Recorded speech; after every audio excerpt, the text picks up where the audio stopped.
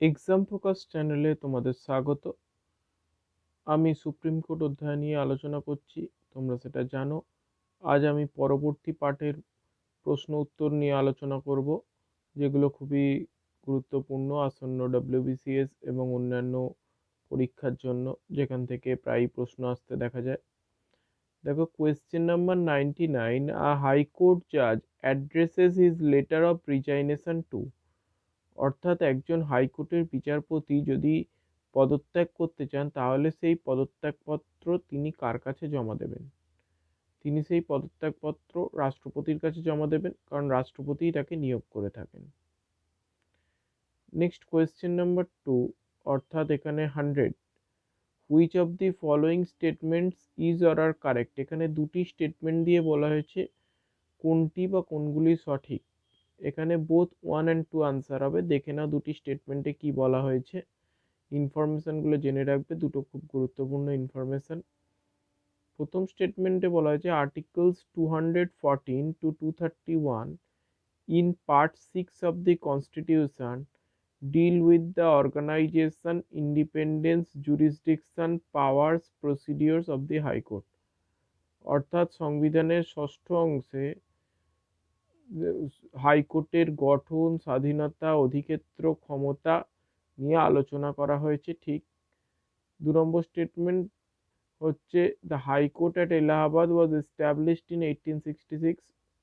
অর্থাৎ এলাহাবাদ হাইকোর্ট 1866 সালে প্রতিষ্ঠিত হয়েছিল, এটাও সঠিক উত্তর। এলাহাবাদ হাইকোর্টে উত্তরপ্রদেশের বিচার হয়। Next question number 101, which of the following high courts has the largest number of benches. এখানে 4টে হাইকোর্টের কথা বলা হয়েছে, তার মধ্যে কোন হাইকোর্টে সব থেকে বেশি সংখ্যক আসন রয়েছে? এটার উত্তর হবে গুয়াহাটি হাইকোর্ট। এখানেই গুয়াহাটি হাইকোর্ট এমন একটি হাইকোর্ট যেখানে ভারতের মধ্যে সব থেকে বেশি আসন এই হাইকোর্টে রয়েছে। কোন কোন রাজ্যের আসন রয়েছে গুয়াহাটি হাইকোর্টে জেনে নাও। এখানেতে গুয়াহাটি অর্থাৎ আসামের তো থাকবেই, আসাম ছাড়াও মিজোরামের রয়েছে, নাগাল্যান্ডের রয়েছে এবং অরুণাচল প্রদেশের রয়েছে। Next, which one of the following is not the main jurisdiction of the high court of a state. অর্থাৎ একটি রাজ্যের হাইকোর্টের প্রধান জুরিসডিকশন কোনটি নয়? এটা হবে অ্যাডভাইজারি জুরিসডিকশন। কেননা সুপ্রিম কোর্টের এইটা প্রধান জুরিসডিকশন রয়েছে, যেখানেতে রাষ্ট্রপতি সুপ্রিম কোর্টের থেকে পরামর্শ চাইতে পারেন কোনো আইনগত প্রশ্নে, কিন্তু হাইকোর্টের ক্ষেত্রে এরকম কিছু নেই। Next question 103, which one of the following is not appointed by the governor. 4 জনের মধ্যে কে রাজ্যপালের দ্বারা নিযুক্ত হন না? এটার উত্তর হবে জাজেস অফ হাইকোর্ট, কারণ তারা রাষ্ট্রপতির দ্বারা নিযুক্ত হন। নেক্সট কোয়েশ্চেন দেখো, the high court enjoys the power. 3টি স্টেটমেন্ট দিয়ে বলেছে কোন কোন ক্ষমতা হাইকোর্ট লাভ করে, এটা 3টিই হবে। দেখে নাও কি কি বলেছে। প্রথম স্টেটমেন্টে to issue writs for the enforcement of rights conferred on the citizens of India. অর্থাৎ ভারতীয় নাগরিকদের মৌলিক অধিকার রক্ষার জন্য হাইকোর্ট রিট ইস্যু করতে পারে। 5 প্রকার রিট আছে। এটা বলা হয়েছে 226 নম্বর ধারায়। এরপর 2 নম্বর স্টেটমেন্টে আসছি। এখানে বলা হয়েছে to exercise superintendence over the working of courts and tribunals under its jurisdiction. অর্থাৎ হাইকোর্টের অধীনে যে সমস্ত আদালত এবং ট্রাইব্যুনাল আছে তাদের দেখাশোনা করা, এটাও সঠিক, কারণ এটা সংবিধানের 227 নম্বর ধারায় বলা হয়েছে। আর 3 নম্বরটা হচ্ছে to make general rules and prescribe forms regulating the practices and proceeding of courts under its jurisdiction. অর্থাৎ হাইকোর্টের অধিভুক্ত যে সমস্ত আদালতগুলি আছে তাদের জেনারেল রুলস তৈরি করা এবং সেগুলোকে রেগুলেট করা হাইকোর্টের একটা অন্যতম কর্তব্য, তাই এটিও সঠিক।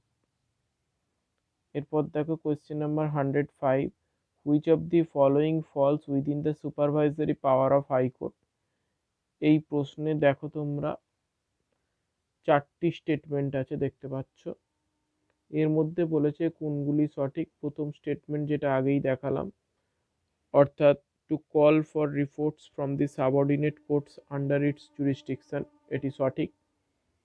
অর্থাৎ এই হাইকোর্টের অন্তর্গত যে অধস্তন আদালতগুলি আছে তাদের থেকে রিপোর্ট হাইকোর্ট চায়। এরপর দেখো 2 নম্বরটিও সঠিক, to make general rules and prescribe forms of regulating the practice and proceedings of lower courts, যেটা একটু আগেই বললাম, সেটি তো সঠিক। 3 নম্বর, to settle tables of fees to be allowed to sheriff and other practicing before this courts, অর্থাৎ এই কোর্টেতে যে সমস্ত সেরিফ এবং অন্যান্যরা কাজ করে তাদের ফিজের ব্যাপারটাও হাইকোর্ট নির্ধারণ করে দেয়।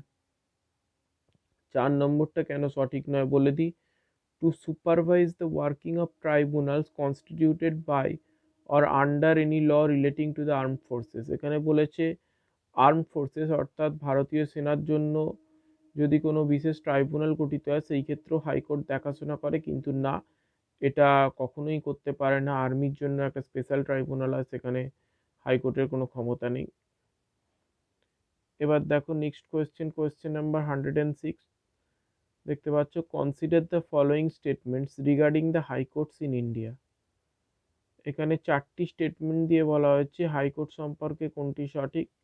দেখো 4টি স্টেটমেন্টের মধ্যে একদম 4 নম্বরটাই সঠিক। কি না, জাজেস of the high court hold till the age of 62, অর্থাৎ একজন হাইকোর্টের বিচারপতি 62 বছর বয়স পর্যন্তই পদে অধিষ্ঠিত থাকতে পারেন। ভুলগুলো বলে দিই। প্রথম, দেয়ার আর 18 হাইকোর্টস ইন দ্য কান্ট্রি, না, বর্তমানেও নেই, বর্তমানে মোট 25টি হাইকোর্ট আছে। 2 নম্বর, 3 of them have jurisdiction over more than one state, না 3টি না 4টি হাইকোর্টের মোর দ্যান ওয়ান স্টেটেতে জুরিসডিকশন আছে, যেটা পরে একটি অন্য প্রশ্নে আলোচনা করব, শুনবে।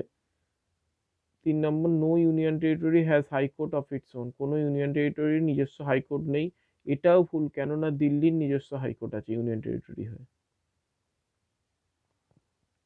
Next, the necessary qualifications for a person to be appointed as district judge is or are, অর্থাৎ একজন ব্যক্তি যদি জেলা জজ হতে পান বা জেলা বিচারপতি হতে চান তার কি কি কোয়ালিফিকেশন লাগবে। দেখো 1 এবং 3 সঠিক, এই দুটোই বলবো। Person must not be in the service of the central of the state government, সেই ব্যক্তি কেন্দ্রীয় বা রাজ্য সরকারের চাকরি করতে পারবেন না। 3 নম্বর, he should be recommended by the high court for appointment, এবং হাইকোর্ট সুপারিশ করবে তার নিয়োগের জন্য।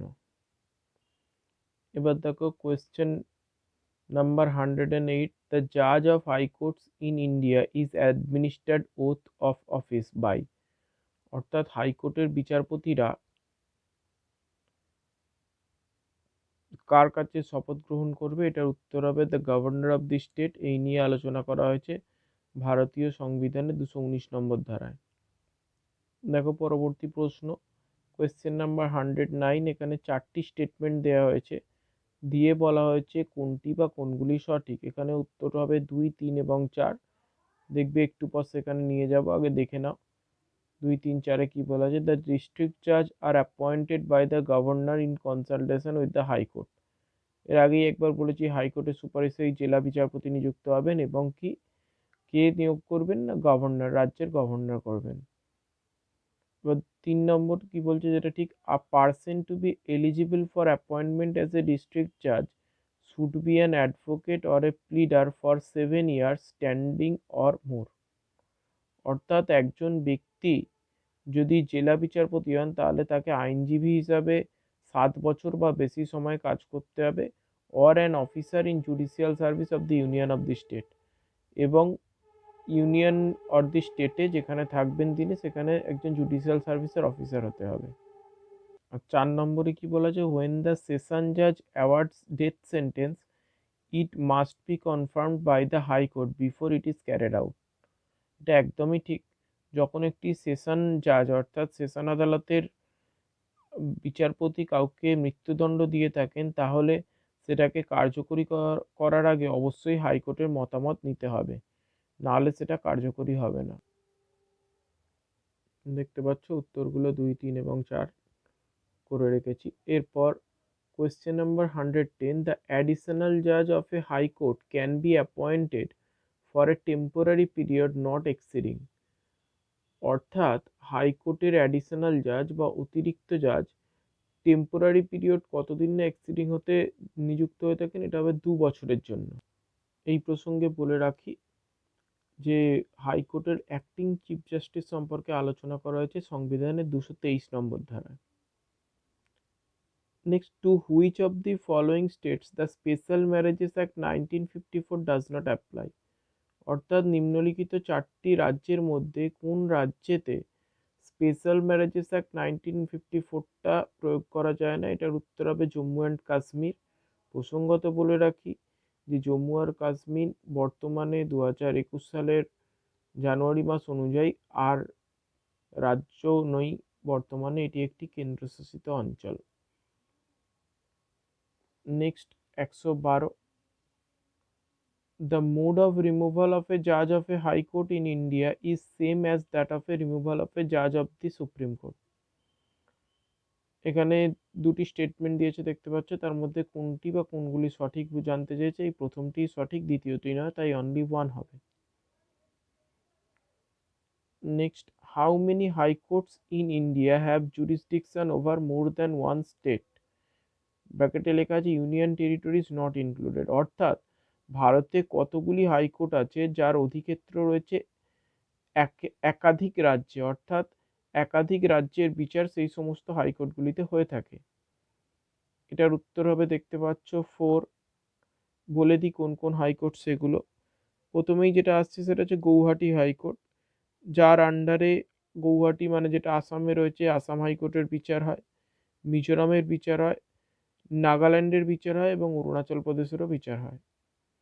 এছাড়াও আর কি, অন্ধ্রপ্রদেশ হাইকোর্ট, যেখানে অন্ধ্রপ্রদেশের ছাড়াও তেলেঙ্গানার বিচার হয়, বোম্বে হাইকোর্ট, যেখানে রাজ্য হিসাবে মহারাষ্ট্র ছাড়াও গোয়ার বিচার হয়, কেন্দ্রশাসিত অঞ্চল হিসাবে দাদরা নগর হাভেলি, দমন অ্যান্ড দিউয়ের বিচার হয়ে থাকে। আর তারপর পাঞ্জাব হাইকোর্ট, যেখানে পাঞ্জাব ছাড়াও হরিয়ানার বিচার হয়ে থাকে। এগুলো মনে রাখবে, চাইলে খাতায় নোট ডাউন করে রাখতে পারো।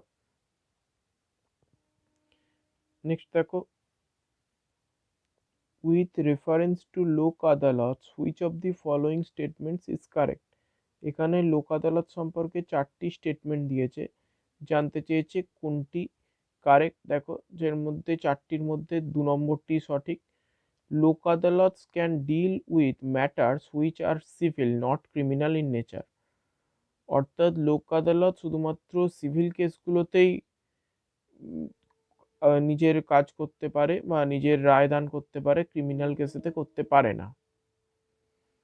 Next, when the chief justice of high court acts in administrative capacity he is subject to। অর্থাৎ একজন হাইকোর্টের প্রধান বিচারপতি যদি অ্যাডমিনিস্ট্রেটিভ ক্যাপাসিটিতে কাজ করেন তাহলে তিনি কিসের প্রতি দায়বদ্ধ থাকবেন? The writ jurisdiction of any of the other জাজেস অফ দি হাইকোর্ট। হাইকোর্টের অন্যান্য যে কোনো বিচারপতির রিট জুরিসডিকশনের ক্ষেত্রে তিনি বিষয়টিতে দায়বদ্ধ থাকবেন। ভিডিওটি কেমন লাগলো তোমরা জানাবে। ভিডিওটি ভালো লাগলে লাইক করবে, কমেন্ট করবে আর চ্যানেলটি সাবস্ক্রাইব করে রাখবে এই রকম আরও ভিডিও পাওয়ার জন্য। Thank you.